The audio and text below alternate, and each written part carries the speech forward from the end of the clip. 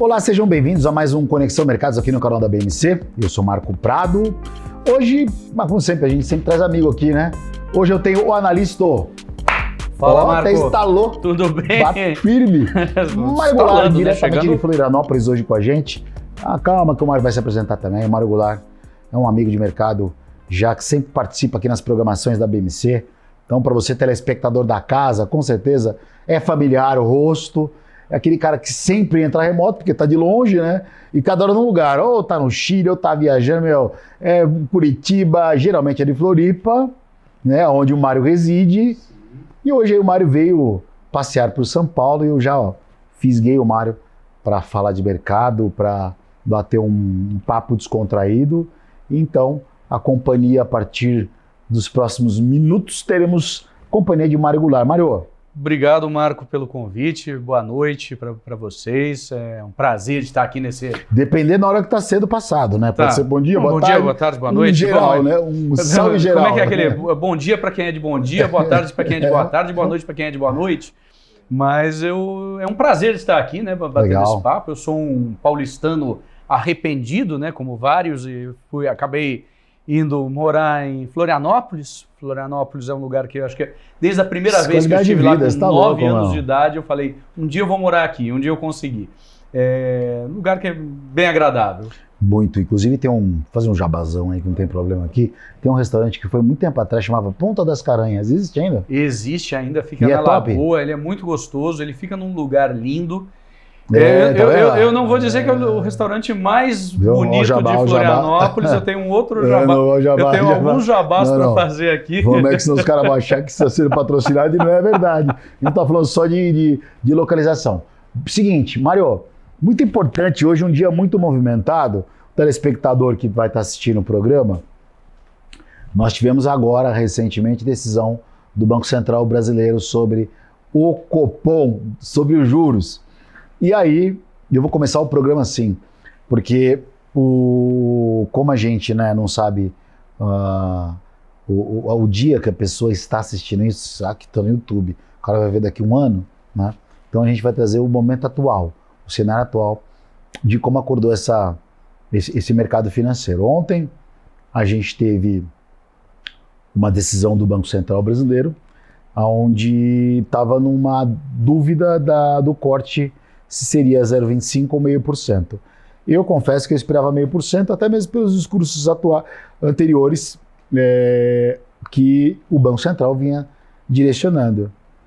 Mas, e a gente também vai falar dos Estados Unidos, porque está tudo associado a isso, vamos falar de cenário como modo geral, sem bola de cristal, porque são apenas suposições, como tudo muda repentinamente no mercado. E aí, ontem à noite, o Banco Central anunciou que vai cortar só 0,25, mas no comunicado do mercado saiu grifado o nome dos participantes. Na verdade, grifaram dois nomes, né? Quando eu recebi a informação, foi 5-4, próximo, foi bem ali, uma briga dentro acirrada ali, o almoço deve ter sido indigesto. Interessante para dizer o mínimo, né? Os caras devem ter almoçado ali meio numa olhando, hoje o clima não está muito bom lá, viu? Imagina como deve estar a reunião lá, hein? Como é que está o café da manhã? E apareceu grifado o presidente Roberto Campos Neto, dando o seu voto para 0,25, e do Gabriel Galípolo, que é o grande candidato à sucessão da cadeira da presidência do Banco Central Brasileiro, em 0,5%. E acho que o mercado meio que gato subiu no telhado. Exatamente, Marco. O que aconteceu aí, eu acho que não é tão significativa o corte de 25%, 25 pontos base, perdão, 0,25%. De certa forma, ele estava precificado, eu olhei antes... Você achava que ia ser 25? Achava pelo movimento das opções sobre tem agora uma opção sobre... É negociada na Bovespa, né? Na B3, as opções sobre a decisão do Copom. E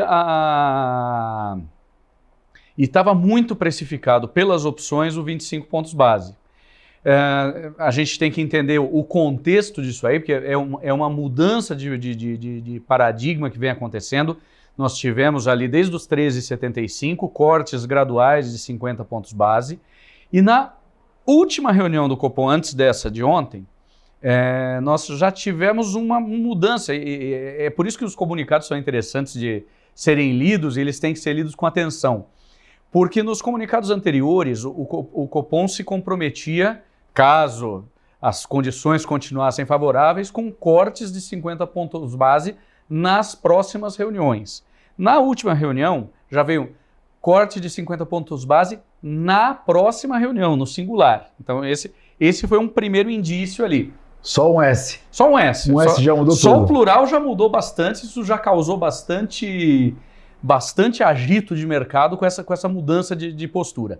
Bom, no decorrer, entre as duas reuniões, houve aí um momento de bastante estresse nos Estados Unidos, porque a inflação não vai baixando por lá, então os juros futuros continuam altos lá.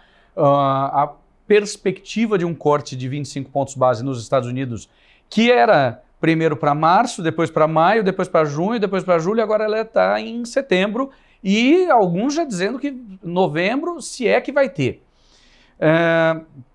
O que aconteceu daí para frente?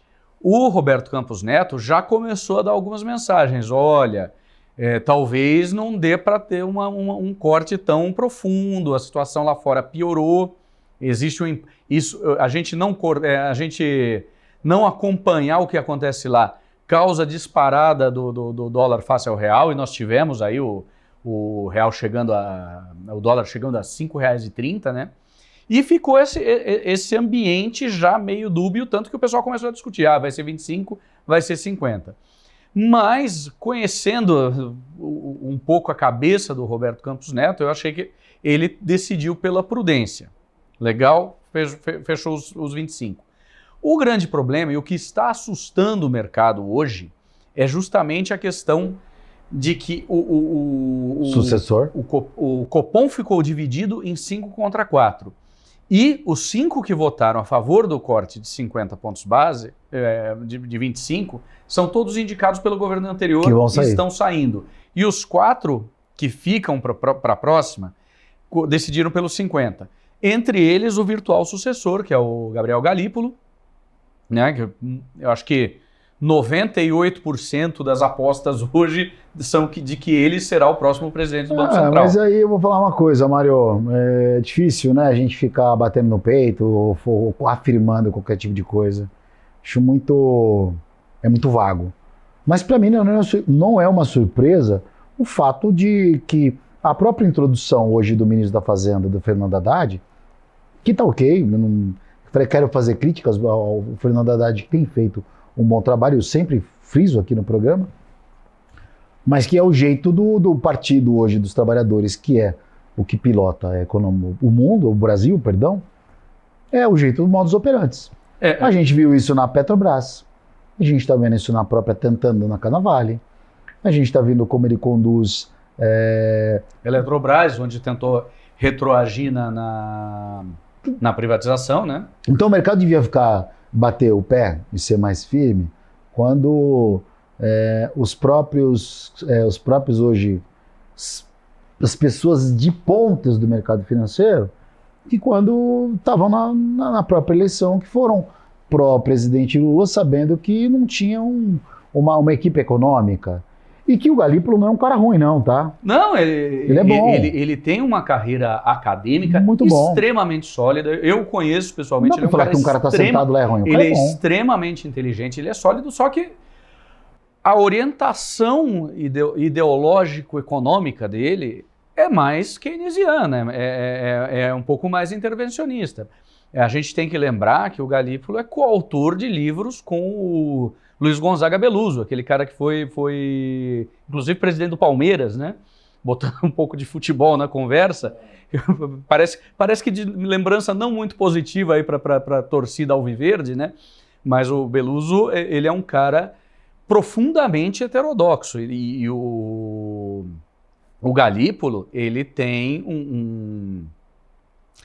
ele tem uma participação grande em obras acadêmicas com ele. Então ele é um ele cara, é um cara com bom. viés Ele é um cara para bom. só que o viés dele é heterodoxo, não é ortodoxo. Só que vai acontecer que essa questão dessa manobra do fim de ciclo de corte de juros, ela pode acarretar numa desconexão, né, aproveitando até o nome do programa, em relação ao resto do mundo, porque aonde hoje, eventualmente, há uma grande discussão se virá já o corte de juros esse ano lá na economia americana, porque começamos 24 com 3 cortes, passou a ser 2 e agora é 1, se vier muito é 1, e a gente tem acompanhado de membros do Banco Central americano discursando diariamente, rola no mercado e todos estão falando, olha, é 1, talvez nem venha.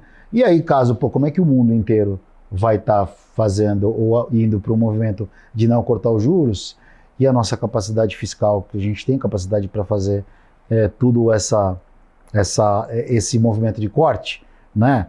Porque a gente já errou feio lá atrás com esse próprio Banco Central que está aí, quando trouxe os juros para 2. Sim, é bastante debatido, né? Que o Roberto Campos Neto, ele baixou demais os juros para 2, lógico, era uma situação emergencial, acho que ninguém sabia muito o que fazer, uma situação sem precedentes, mas foi exagerado aquele movimento. E numa economia, e desculpa te cortar, sim, cortando já, depois você vai falar, depois você me corta também, tá? E numa economia que, convenhamos, né, os fundos multimercados estão correndo. O papel de mercado financeiro, assim, hoje no Brasil, as posições caíram bastante, porque o cara não consegue competir ainda com essa questão dos juros altos. Mas a questão é a seguinte, é uma pergunta que eu faço para você, até para a gente depois correr nos blocos assim. Eu, por mais que o presidente da República hoje, em seus discursos desencontrados, e aí tem que não são coerentes para o mercado financeiro, em relação a partes de investimentos, né? Porque ele não é um economista, pode ser um grande político na condição política, mas não é um economista. E com um Banco Central mais favorável a esse tipo de governo, o quanto isso pode ser prejudicial para a nossa economia? Nós já tivemos se a gente quer um parâmetro e uma régua, a gente pensa aí no governo da Dilma, né? Que foi um belo exemplo do que uma política econômica e fiscal atabalhoada, confusa, pode gerar no país. Acabou gerando a maior recessão que se tem notícia aí um bom tempo. Não dá para ter dados aí das recessões, sei lá, na época bem difícil recente, viu? Talvez da década de 30 ali, ou depois da quebra da Bolsa de Nova York, eu não sei, mas num passado recente, sem dúvida nós tivemos a maior recessão, porque as pessoas que hoje estão vivas no mercado... Quem que era o presidente do Banco Central? Era o Barroso naquela época da Dilma ali? Foi o da Dilma? Foi o Barroso. Não era o Tombini? Eu acho que era o Tombini. Tivemos o Tombini. Teve o Barbosa também, não era o Barroso, era o Barbosa. Não sei se você lembra, até fazer uma gracinha aqui, você lembra da TV Pirata? Do Barbosa. Você é da minha idade. Tinha um cara, o pessoal mais novo vai lembrar, tinha uma novela dentro do programa. Exatamente, o programa TV Pirata, era um humorístico dos anos 80, sensacional. Que hoje seria completamente proibido. Não poderia passar de jeito nenhum, seria um negócio vetado. Os Trapalhões também, né? nem Trapalhões. Não. Mussum enchendo a cara num programa para criança, impossível. Mas tinha o Neila Torraca interpretava um velhinho na novela Fogo no Rabo. E o cara chamava Barbosa. E ele falava assim, Barbosa. Eu lembro. E o pessoal, lógico, pegava no pé do Barbosa da Dilma, né? Mas então nós temos essa régua de comparação do que pode ser acarretado. E todo mundo bota a culpa só na Dilma, mas na verdade... Esse processo, ele começa, vamos lá, fazendo a história do Brasil nos últimos 20 anos em 2 minutos. Eleição do Luiz Inácio em 2002, o que acontece? A Bolsa caiu quase 40%, o dólar pulou de 2,25 para 3,80. Pouca gente lembra disso, ele chamou depois de herança maldita, mas na verdade foi um negócio que só se devia à própria eleição dele. E aí... ele teve que consertar a besteira que ele tinha provocado e chamou o Henrique Meirelles, levou um tempo para arrumar, legal, deu uma arrumada na casa, coincidiu com o ciclo das commodities. Brasil começou a ir bem, só que aí veio o mensalão em 2005. Aí ele precisou comprar o apoio de todo mundo e gastar dinheiro que nem um louco para conseguir se reeleger em 2006. E dali para frente foi ladeira abaixo, botou a Dilma como ministra-chefe da Casa Civil, desceu a ladeira, elegeu a Dilma e aí o resto você sabe a história. Então foi uma tragédia provocada, né? Foi um negócio que acabou acarretando a maior recessão. Uma proposta mais populista agora, que é o que ele tem mais ou menos em mente, iria dar mais ou menos na mesma coisa. A gente sabe como é que esse filme termina, talvez alguns detalhes, alguns atores sejam um pouco diferentes, mas a tragédia é essa. A gente entrou no assunto aqui, para o telespectador, se entrou agora falando um pouco de política. Política e mercado financeiro andam extremamente de mão associadas. A gente não fala de um sem falar do outro. Mas a gente entrou nesse bloco aí, justamente já abordando o programa, porque tivemos aí essa decisão um pouco bem dividida do Banco Central brasileiro. Então, para os próximos capítulos, a gente tem uma política econômica um pouco cinzenta. Vamos fazer o seguinte, vamos para o primeiro intervalo do programa, 2 minutinhos, a gente volta aqui com o Mário Goulart no Conexão Mercados, então não desligue, fique com a gente que já voltamos logo após os comerciais.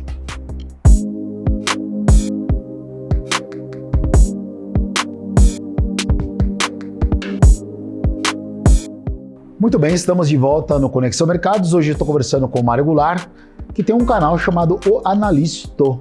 Exatamente. O Analisto. Agora, se a pergunta é a seguinte, você acorda cedo para fazer aqueles 5 minutos de mercado, que dá um trabalho para fazer aquilo, cara. E, normalmente eu acordo umas 15 para 5h30, 15 para 6. Porque são 4 minutos ali, se ele tem exato, que ler ler aquilo... Eu li um monte de coisa na véspera e de manhã eu acordo, eu leio alguns... O segredo é a véspera, né? Exatamente. Termina o pregão, eu já leio o que aconteceu no pregão, já tomo umas notas para falar no dia seguinte.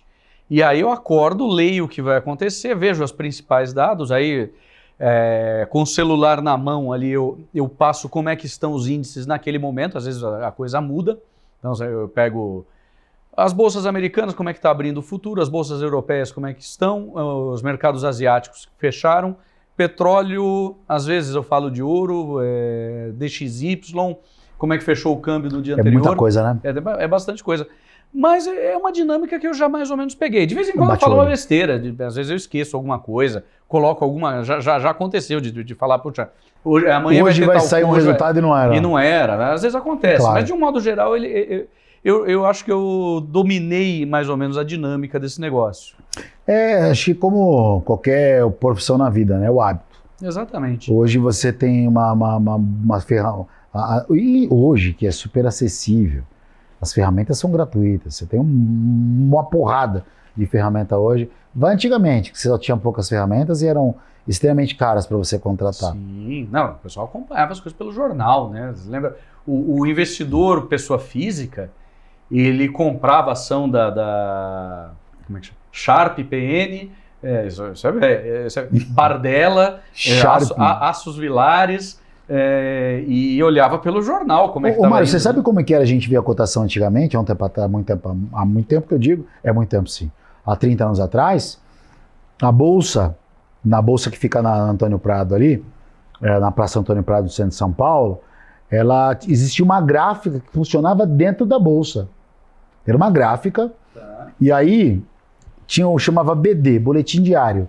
Então era uma capa com até aquele logo, a foto da praça da bolsa ali, na Antônio Prado, era bege, e por dentro era preto e branco ali, impresso mesmo, onde tinham os ativos, máxima, mínima, abertura, fechamento dos contratos futuros de dólar, volume, volume, tinha umas, assim, eram umas 20 páginas que tinha, e aí a bolsa imprimia aquilo, deixava na porta ali, se colocava naquela janelona, a gente passava, ia para as corretoras de manhã, pegava aquilo quente, cara, aquilo estava quente ainda, porque acabava de sair da máquina. Você colocava 3, 4, ia no braço ali, porque as corretoras dos bancos ficavam todas nas imediações, né? Ali.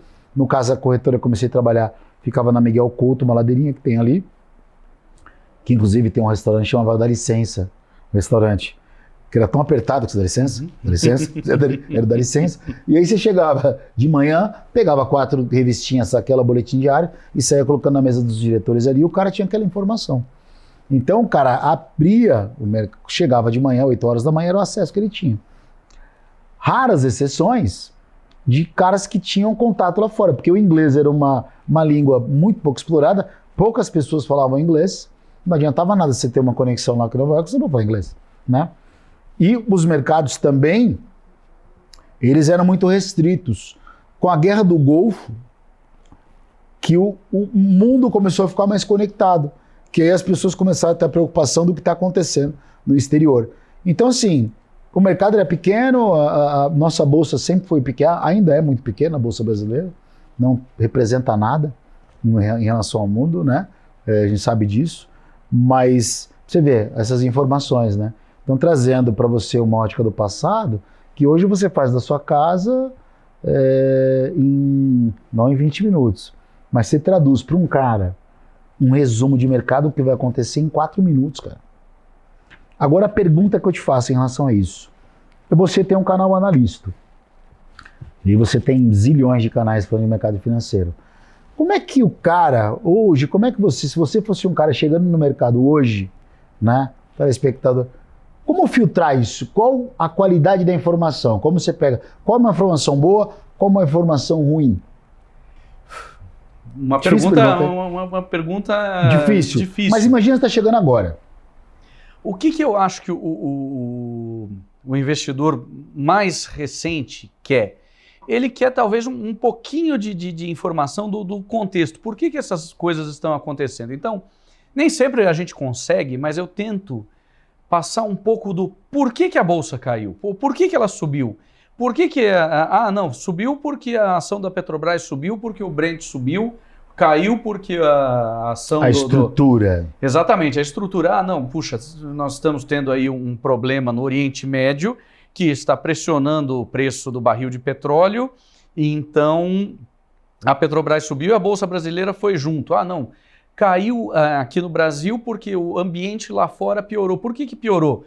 Porque fulano de tal, o Fed, o FONC, né, o Federal Open Market Committee, ele tem 14 membros e todos eles falam, pelo menos um fala quase todos os dias. É raro o dia que ninguém fala. E às vezes um cara desses fala, eles falam. Mas é tudo anunciado. Você entra no site do Fed, claro, tá tudo anunciado. Inclusive na agenda do dia tá lá. Exatamente. Fulano vai falar tal hora, 11h15, 10h30. Mas tá tudo lá. E fala em que contexto. Não, ele vai falar numa palestra dentro de uma universidade sobre assunto tal, ou não, ele vai fazer uma declaração a jornalistas, ele vai dar uma coletiva. É tudo muito bem explicado. Mas um cara desse fala alguma coisa... E aí, essa semana deu uma apavoradinha de mercado, as bolsas de Nova York estavam subindo, ele falou e a coisa virou. O Neel Kashkari. O Neel Kashkari é o libertário da turma do Fed. Ele não vota esse ano, ele é o cara do Fed de Minneapolis. Uma figuraça, ele já foi candidato candidato republicano a governador da Califórnia. Estado super democrata, obviamente. 2,38 na cintura.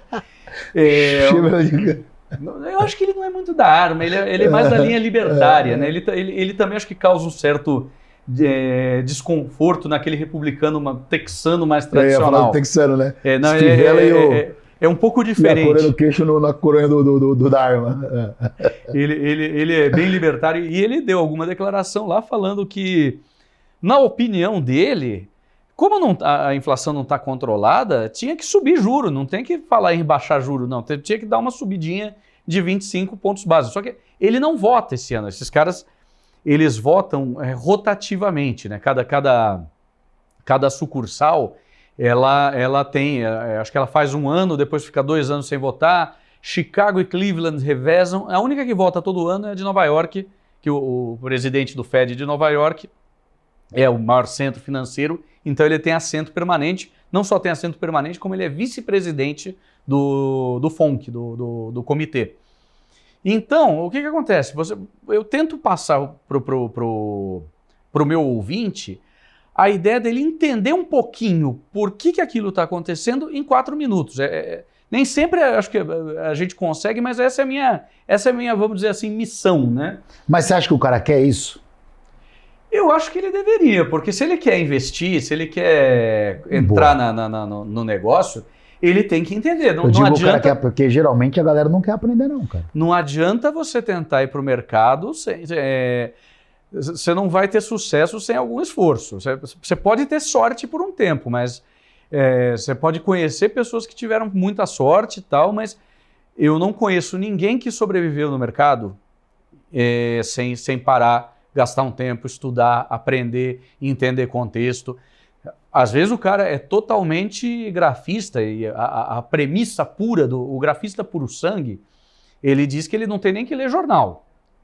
Mas esse cara, porque os preços descontam, os preços descontam tudo, então tudo está lá refletido no gráfico. Concorde ou não, mas esse cara, ele para fazer isso, ele tem que estudar análise gráfica muito, ele tem que conhecer muito do negócio. Se dá certo ou não, não vamos entrar no mérito. O cara que é fundamentalista, que é value investing e tal, ele tem que estudar muito, ele tem que olhar balanço, ele tem que ler contexto de empresa, ele tem que entender onde é que a empresa está, quais são os mercados da empresa, quais são as vantagens. Então, não existe investimento sem trabalho duro. O que eu tento fazer aqui é facilitar, dar uma mastigada para o cara que está ali, para ele entender o que está acontecendo. E aí é interessante porque eu recebo feedbacks de gente que é muito antiga de mercado, com muita experiência, que me fala, puta, você faz um resumo tranquilo, e eu começo o dia. Tem um amigo que fala, eu te escuto enquanto eu estou escovando os dentes. Escovo os dentes, eu já sei o que está rolando, beleza, começo o meu dia, já sei mais ou menos o que eu vou pensar no dia. E falo com gente profundamente neófita, treinador da academia, minha tia de 71 anos que me ouve toda manhã, nunca entendeu nada de mercado, mas hoje ela já sabe alguma coisa. Então, é interessantíssimo como é dísparo isso aí, mas eu tento passar essa ideia de que todo mundo pode entender um pouquinho do mercado. E pela amplitude que se tem de opção de investimento no mercado, o mercado não é só Bitcoin, dólar e ação. Nossa, tem uma variável assim, infinita.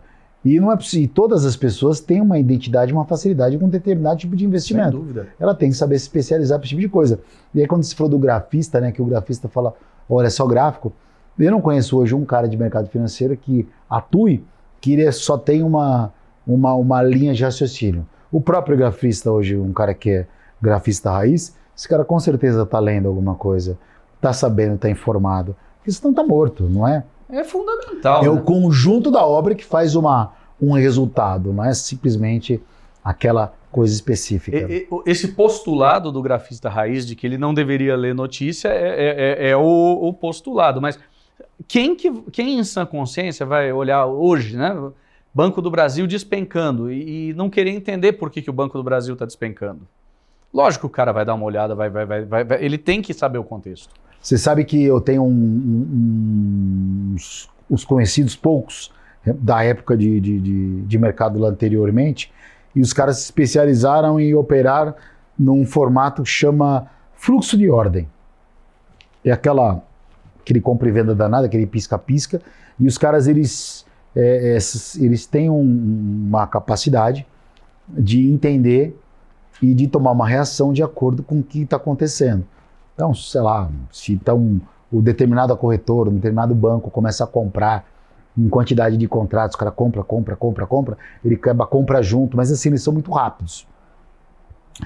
E aí, esses caras, assim, quando começa o mercado, esses amigos em si, as pessoas mais próximas, que ganham um bom dinheiro com isso, fazendo isso, eles são tipo, cara, ignoram qualquer tipo de análise, ignoram qualquer tipo de informação, mas estão atentos, por exemplo, a um calendário econômico, quando durante o dia a gente tem alguns indicadores que saem com horários determinados e completamente programados, e assim, 9 horas e 30 minutos cravado ali, tem indicadores importantes da economia que dão grande volatilidade, que deslocam o preço, principalmente nos Estados Unidos.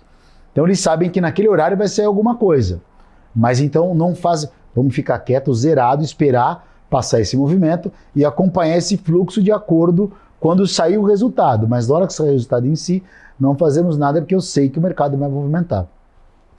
Mas não me interessa saber se o Fed vai cortar os juros, se o Banco Central brasileiro... Então, assim, são pessoas que treinaram, que mesmo assim estudaram, porque de uma certa forma o cara passou horas e horas e horas em frente ao computador para entender que quando existe um banco, um player comprando, para ele demonstra que aquilo, pela forma que o cara comprar, vai puxar o mercado e ele compra junto.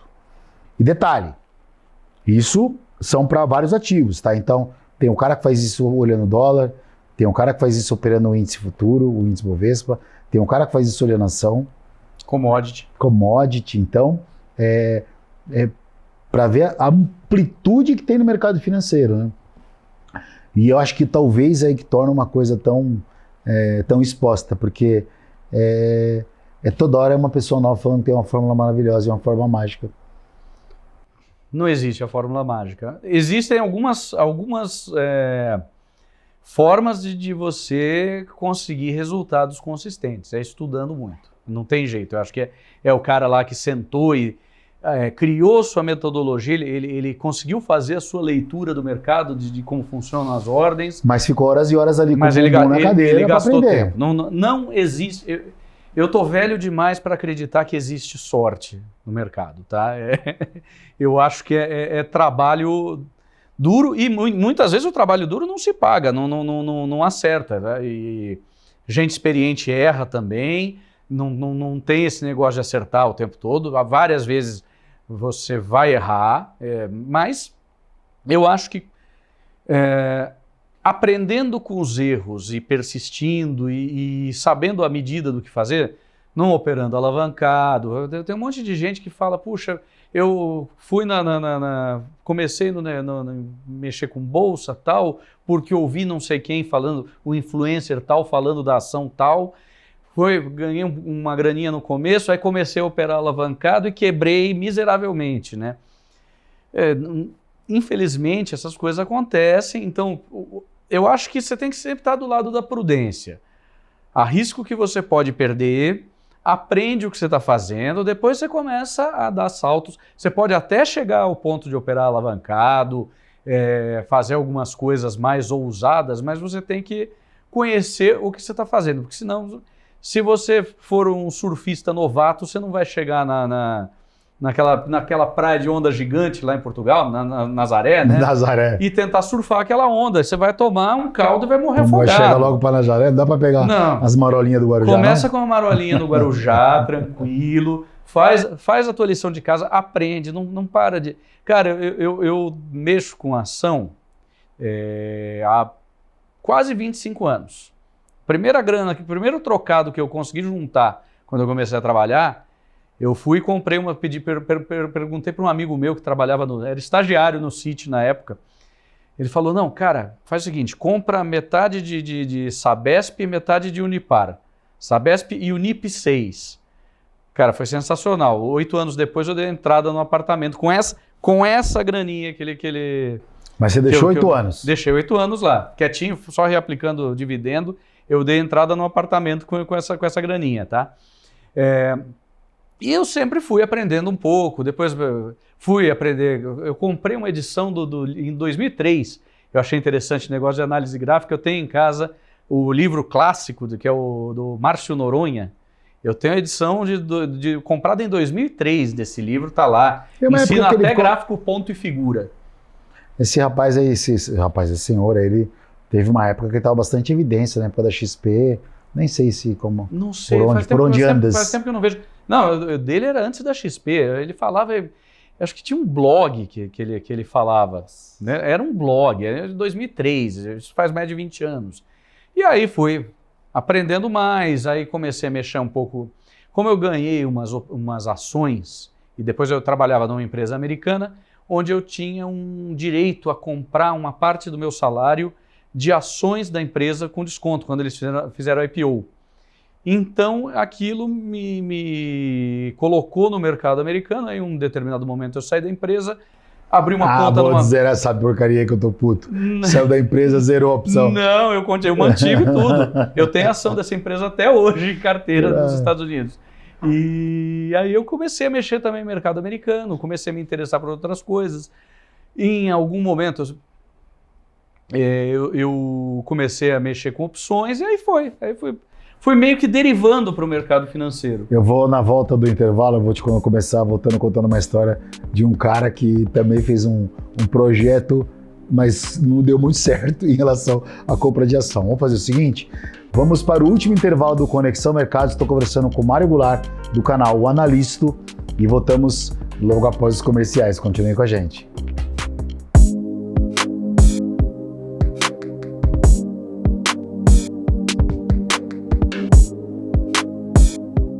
Estamos de volta com a última parte do Conexão Mercados. Mário Goulart aqui com a gente.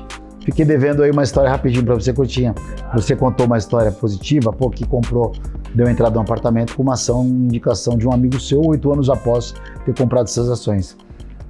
Logo quando teve o IPO da B3, das ações da B3, eu tinha um amigo que ele tinha essas ações, né? E aí o papel estava custando, na época, a ação da B3, acho que R$18. Aí ele virou e falou, cara, eu queria comprar um carro, uma Porsche. Queria comprar uma Porsche, que é um belo carro. Porsche é boa hoje, você imagina naquela época. Se a Porsche já é boa hoje, imagina naquela época. Eu não quero comprar uma Porsche, eu vou fazer o seguinte, eu vou pegar X reais, vou comprar as ações da B3, né?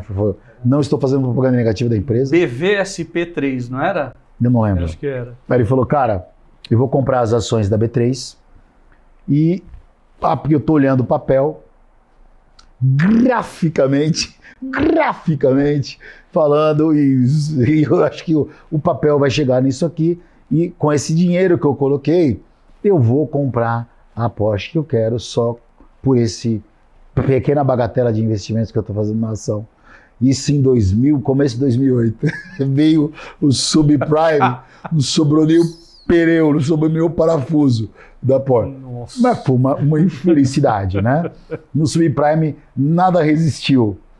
E aí, Mário, tempos depois, 12 anos após isso, estávamos lá, 12 anos, né?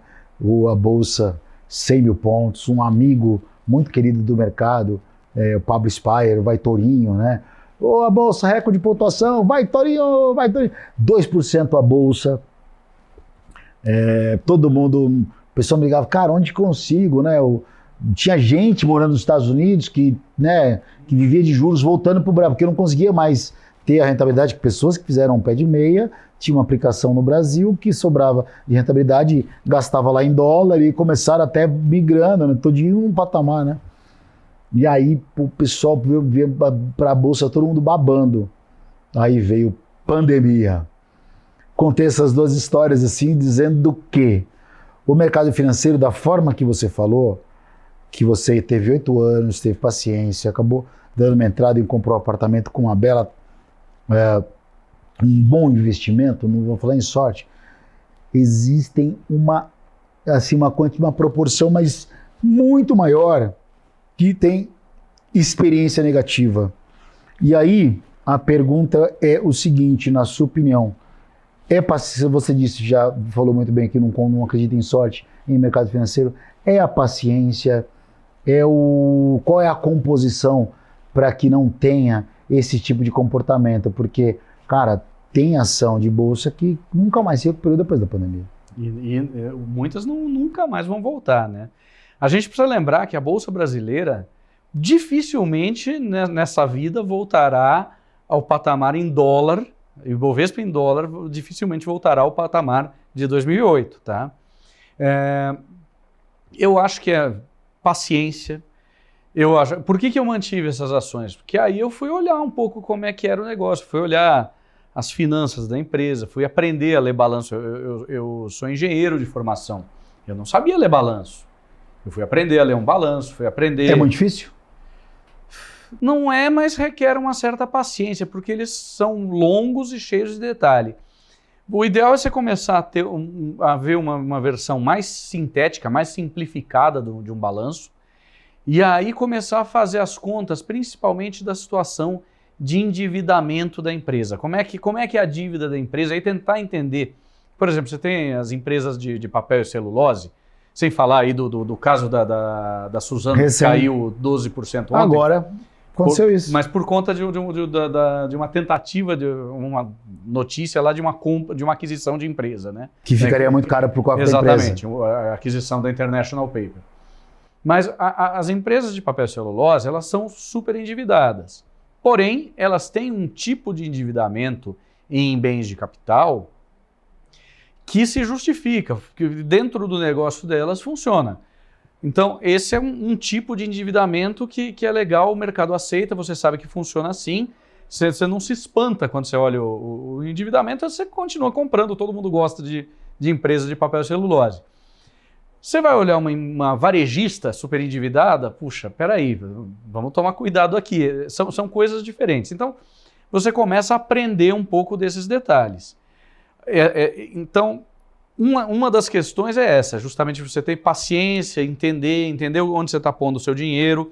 Tem um negócio que acho que é uma frase famosa, né, que o mercado é uma máquina de transferir dinheiro dos impacientes para os pacientes. Então, essa é uma outra... Tem uma outra frase atribuída ao Warren Buffett que fala que se você não quer ficar com uma empresa 10 anos, não fique nem 10 minutos. Então, idealmente, não estou dizendo que tem que fazer, que tem que seguir isso, eu mesmo já muitas vezes não sigo isso, tá? A gente especula também um pouco, a gente aproveita, surfa algumas ondas, mas teoricamente você deveria comprar ações que vão ser para o futuro. Empresa que você acredita. Empresa que você acredita, para extrair os dividendos dela, fazer aquela coisa sólida. Não é o cara que bebe que vai comprar um Ambev, né? Aquele cara Exatamente. Só porque ele bebe cerveja que ele vai comprar um Ambev, porque ele participa de forma efetiva daquela empresa. Mas não, pelo menos tem que ter uma perspectiva, né? Exatamente. Então, esse é um ponto. Agora, você estava falando de 2008. Cara, em 2008, eu fiquei 6 meses sem abrir meu home broker. Eu falei, não vou nem olhar. Deixa aí. Tá travado. Agora Colocou é hora uma vela de 7 dias. Mais ou menos isso. Eu juro para você, eu fiquei 6 meses sem nem abrir. Eu falei, não, cara, eu tenho outras coisas para fazer, tenho meu trabalho aqui, deixa eu trabalhar duro, porque isso aqui não está funcionando bem. Depois eu fui aprender que teria jeitos de eu ter me protegido, que eu poderia ter montado uma estrutura com opções para estar mais protegido de eventuais riscos. Então, por exemplo, em 2020, eu tive aí um momento até que bem positivo no Corona Crash. Eu tive uma parte que apanhou, mas eu tive uma parte que foi bem remunerada, porque eu estava bem posicionado ali numas puts de Ibov. Deu certo e sorte, não sei. Eu estava preocupado, sei lá. Até hoje eu sempre tenho alguma coisa de proteção na minha carteira para, caso aconteça uma tragédia, a gente está, pelo menos uma parte está segura. A única proteção que tem na carteira é aquele patoazinho que a gente tem. Não, tô brincando. Que inclusive deu um puta do Bel uma vez. A gente andava com as carteiras, né, antigamente, cheque. Você andava com cheque. Né? E, lembra aquela carteira de velcro? E aí minha afinada avó me deu um negocinho para proteção, um negocinho assim, um patoazinho e tal. E eu fui viajar com aquilo, cara. Lá estava fazendo uma conexão em Dallas, o cara olhou, o cara, o que é aquilo? Aquele saquinho branco. Trouxinha ali, né? Rapaz, a gente vai explicar pro cara. Como o verbo to be. Mas enfim, vamos falar de mercado financeiro. Bom, a gente está sintonizando aqui com o Mário Goulart, mais uma vez aí do canal Analisto, que está hoje participando do Conexão Mercados. Marião, resumindo é o seguinte, eu acho que hoje o nosso telespectador, o cara que acompanha, que assiste a BMC, que assiste o Conexão, geralmente são pessoas que, claro, que têm interesse por investimento, porque o canal da BMC é um canal voltado para mercado financeiro, né? Então, esse tipo de independente do perfil hoje da pessoa, e a gente está acompanhando esses movimentos, essa mudança da rota para 2024 em relação à política de juros de algumas economias, né? Economias que eram o ano passado, como China, que estava muito ruim das pernas, parece que vem ressurgindo, a Europa que estava ruim, parece que vem se mostrando mais sólidas do que economias como o próprio Estados Unidos. Você acha que merece uma atenção do investidor? E realmente, assim, o que está palpável hoje, o que está sólido hoje dentro do mercado? Porque, assim, é tanta mudança de roteiro, tanta mudança de discurso, que fica difícil o cara ir para qualquer mercado, a não ser continuar em renda fixa. Hoje não é uma tarefa fácil sair da renda fixa e aparentemente, vai continuar por um bom tempo, porque eu não vejo hoje os juros nos Estados Unidos caindo de forma muito expressiva. Os Estados Unidos ainda têm um problema grande de ativos demais gerados pelo Fed, né? O balanço do Fed está gigantesco. Isso injetou uma quantidade boçal de dinheiro na economia americana. A inflação está bombando. A inflação está bombando. Moradia nas tampas. Isso, na verdade, é um pouco até de recusa de sofrer a ressaca de 2008. Foram anos de quantitative easings, né? Praticamente a década de 10 inteira, né? Foi de QEs. E aí ninguém quis ter a ressaca de 2008. Sempre injeções de dinheiro, vamos botar mais dinheiro. E aí com a pandemia, se você olha a curva, ela empina para cima, porque aí também uma situação totalmente atípica, totalmente desconhecida, o governo americano despejou dinheiro na economia americana. Aliás, todos os governos despejaram dinheiro em suas economias, só que dinheiro sem o devido emissão monetária, sem a devida criação de valor correspondente, ou seja, você pode injetar dinheiro na economia se a sua produtividade econômica, produtividade dos fatores está subindo. Se não, você causa um desequilíbrio, tem dinheiro demais para a mesma quantidade de riqueza. E o que acontece? O dinheiro perde valor. Dinheiro perder valor também conhecido como inflação. Então foi necessário combater a inflação através de uma política restritiva de juros. E está difícil combater essa inflação. A inflação não está cedendo, o mercado de trabalho continua aquecido, continua forte, então os juros vão ficar mais altos nos Estados Unidos por mais tempo. E aqui no Brasil também deveriam. Eu acho que a gente pode ter uma inflexão política de governo que vai tentar baixar juros da marra, como aconteceu no tempo do Tombini, e aí você vai ter um desequilíbrio de dólar. Se o governo tentar, se a nova diretoria do Banco Central tentar baixar juros na marra, o desequilíbrio vai aparecer imediatamente no dólar. A gente tem a Turquia como referência disso, né? Por exemplo, né? O Erdogan, que é o presidente da Turquia. Recep Erdogan. Ele que é na pancada, né? Ele vai ali no tapa, chega pro ministro da Economia, ela baixa 5% aí, aumenta 12%, é na pancada. E a gente tá vendo... tudo na paulada. Isso aí, na verdade, tem que ser uma sintonia muito fina, porque você não pode subir demais nem baixar demais. Até mesmo porque o reflexo de uma manobra de corte de juros na economia demora para acontecer. Exatamente. E não chega na ponta, assim, não é que não chega, demora para chegar. Não, e o que o cara na ponta que está pegando dinheiro emprestado, vamos lá, no juro do rotativo do cartão de crédito, 25 pontos base não vai chegar nunca. Não, e outra coisa também, assim, você está vendo em relação aos produtos que se compra hoje, tudo bem, né, o Banco Central Brasileiro ele tem como uma obrigação dele garantir o poder de compra da moeda, né, a gente não vai comparar porque assim, toda a economia, o mundo inteiro tem inflação, não é só no Brasil. Se o problema fosse só nosso, tudo bem, a gente podia chegar, apontar o dedo, mas tem que cobrar de quem está governando porque foi eleito para isso, né? Vou resolver o seu problema, ponto, então resolva, né? Estou dando um crédito para você resolver o seu problema. Agora, o nosso problema. Agora é o seguinte, você vai no mercado hoje, cara, eu não sei, de verdade mesmo, como um trabalhador, um cara que tem ganha um salário mínimo, não vou nem falar salário mínimo, o cara ganha pouco, como é que está se virando? Como é que esse cara paga aluguel? Como é que esse cara paga luz? Como é que esse cara paga celular? Como esse cara come, cara? Eu não consigo entender.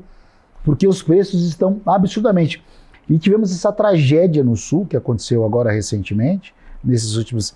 que, infelizmente, não vou nem de novo, tá? Entrar no mérito de vidas perdidas, que isso é irreparável, transtorno, tragédia, não quero entrar nesse mérito. Na parte econômica, vai ficar assim, os preços dos alimentos vão repercutir. Teremos uma pressão nos próximos capítulos, aqui no próximo semestre. Sem dúvida. E como é que a gente vai pensar em cortar juros? Por exemplo, o Rio Grande do Sul é fortíssimo na produção de arroz. É. O impacto já está aparecendo. Tem campo, Já está aparecendo, Já, porque né? tem campo completamente alagado de arroz, vai perder a produção, vai ter quebra de safra. O Rio Grande do Sul é um estado agropecuário, né? Então, nós vamos ter um impacto no preço de alimentos, infelizmente, e isso vai agravar um pouco a situação e dificultar ainda mais o trabalho do Banco Central, que vai ter que continuar sendo restritivo debaixo de uma pressão política muito forte para que não seja.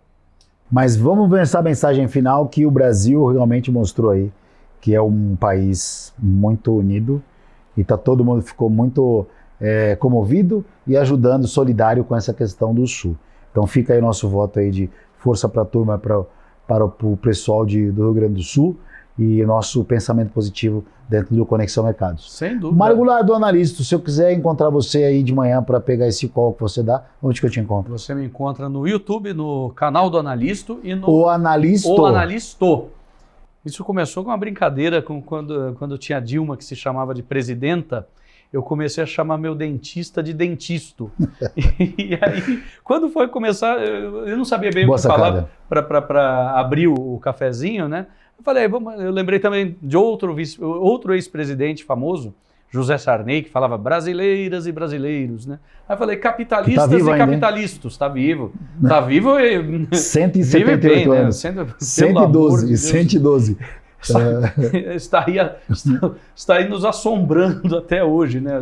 Todo mundo viu. YouTube e Instagram. YouTube, e no Instagram é @oanalisto. Marião, O Analisto. Cara, obrigado pela sua participação. Obrigado. Viu? Gente, prazer estar com você. Muito obrigado pela sua audiência. E te encontro no próximo Conexão Mercados aqui na BMC. Abração, obrigado.